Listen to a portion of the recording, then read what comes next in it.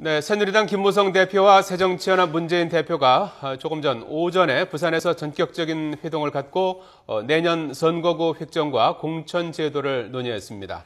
여야 대표는 완전 국민 경선제인 국민 공천제에 대해서는 상당히 이견을 좁혔다고 밝혔지만 국회의원 정수는 합의에 이르지 못했습니다. 예, 자 국회 취재기자 연결하겠습니다. 이만수 기자. 네, 국회입니다. 예, 자 여야 대표가 회동을 했고 대략 5개 항에 걸쳐서 내용을 발표를 했는데요.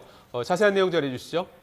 네, 새누리당 김무성 대표와 새정치연합 문재인 대표가 오늘 오전에 부산 서면에 있는 롯데호텔에서 만나서 1시간 반 정도 회동을 이어갔습니다.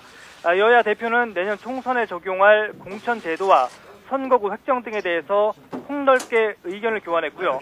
일부 안건에 대해서는 합의를 이뤄냈습니다. 먼저 여야는 오픈 프라이머리, 그러니까 완전 국민 경선제로 볼 수 있는 국민 공천제와 관련해서 상당한 의견 접근을 이뤘다라고 밝혔습니다. 공천제도와 선거제도 등을 논의하는 국회 정치개혁특별위원회에서 안심번호와 관련된 공직선거법 개정안을 합의 처리하기로 했다는 건데요.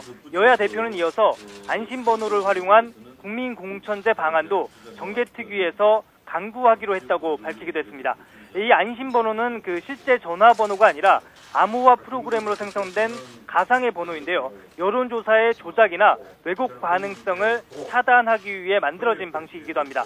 앞서 새정치연합 혁신위에서는 이 안심번호를 도입할 경우에 100% 시민이 참여하는 선거인단을 꾸리는 방법을 제안하기도 했습니다. 이와 함께 여야 대표는 일부 정당만이 국민공천제를 실시할 경우를 대비해서 역선택을 방지하는 내용의 법안도 제정하기로 의견을 모았다라고 밝혔습니다. 먼저 문재인 대표의 회동 결과 발표 내용을 잠시 들어보시죠.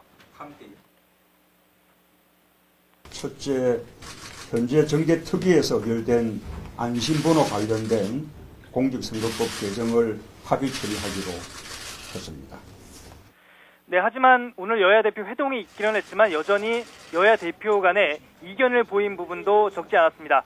특히 김무성 대표는 오늘 회동에서 농어촌의 특수성을 반영하기 위해 지역구를 늘리고 비례대표는 줄이자는 제안을 했지만 문재인 대표는 권역별 비례제도와 함께 논의할 문제라면서 받아들이지 않았는데요.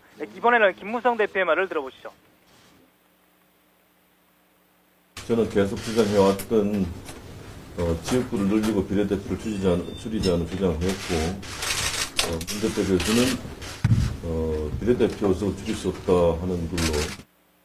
네, 오늘 여야 대표의 회동 결과를 토대로 해서 국회 정개특위에서는 내년 총선에 적용할 선거구 획정과 공천제도 등에 대해서 다시 본격적인 협상에 나설 것으로 보입니다. 지금까지 국회에서 YTN 이만수입니다.